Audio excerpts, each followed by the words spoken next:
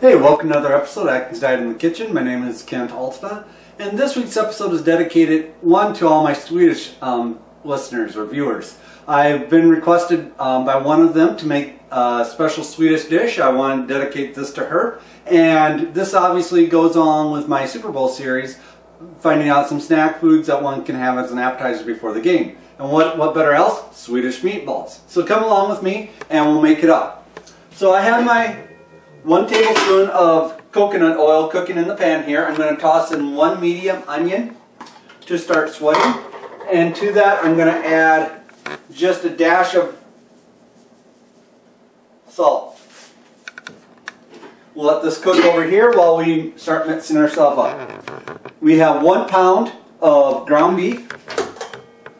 And to that I'm going to add 1 pound of ground pork. Alright, we're going to mix it up for approximately 15 seconds just to get it mixed through each other.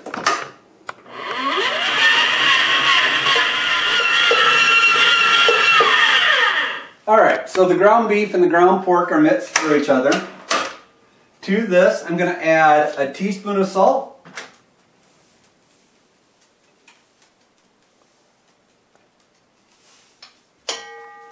2 egg yolks,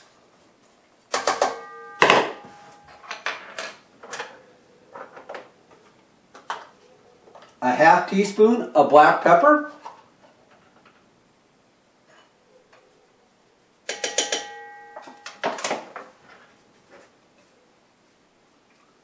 an 1/8 of a teaspoon of nutmeg,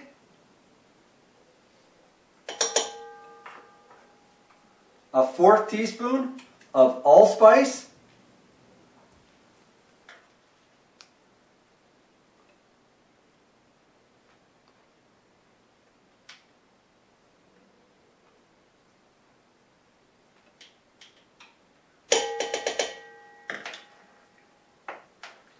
and a 1/4 teaspoon of dried ground mustard. This recipe originally came from Altena from the Food Network or Good Eats fame. And we're going to mix this together for about 1 to 2 minutes.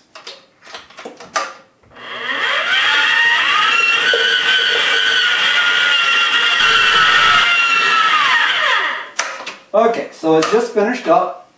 It's well mixed. To this I'm going to add the onions from the stove. You can tell that they're nicely browned at this moment and translucent. Now the original Alton Brown recipe called for toasted breadcrumbs. Well, obviously on a low-carb diet that's really not the most desirable way to do it. But we still need to have a binder for our meatballs. So the binder I like to add is Parmesan cheese.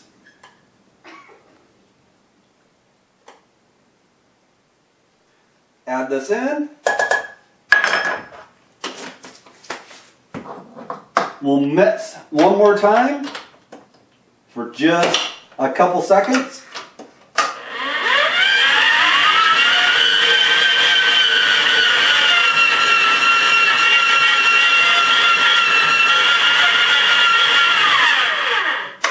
Alright. I'm going to scrape down the sides and we'll catch back up in just a few seconds. Alright. So I've scraped down the sides of the Swedish meatball mix.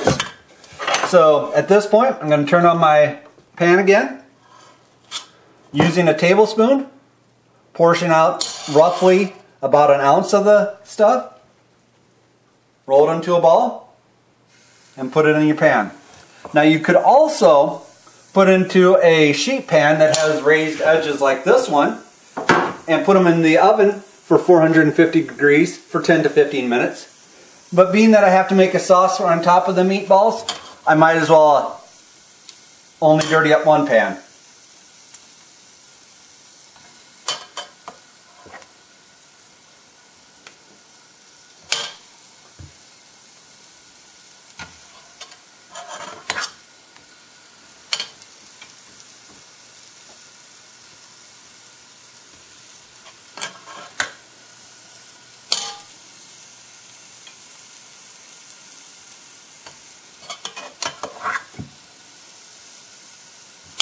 And I'll just continue to work my way through the meatballs, and you'll see the finished product when I get closer to it.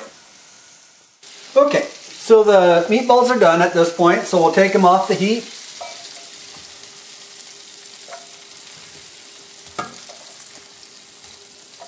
I rotated them about every 2 to 3 minutes while they were cooking so that all sides have gotten brown.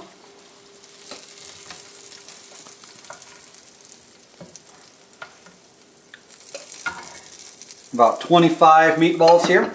So, as I showed in my last video, there's multiple ways you can make a gravy.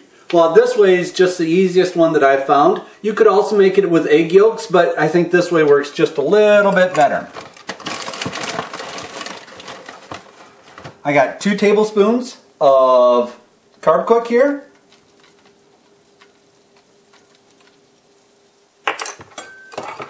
I'm going to mix this around. I don't need to add any more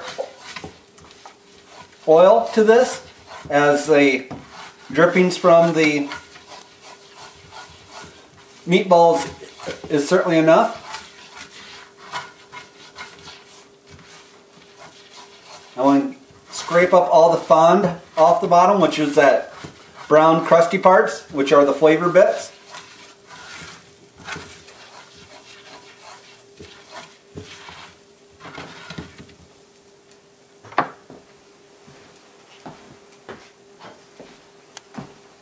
Alright, to this I'm going to add 1 cup of chicken broth.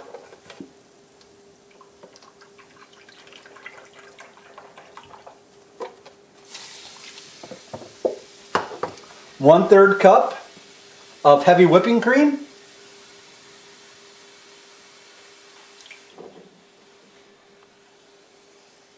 And 1/3 cup of water. I'm going to turn the stove up to about a medium heat and just keep mixing.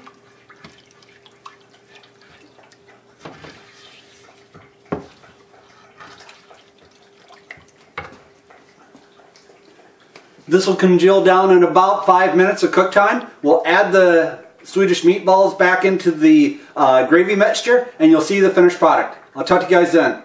Bye.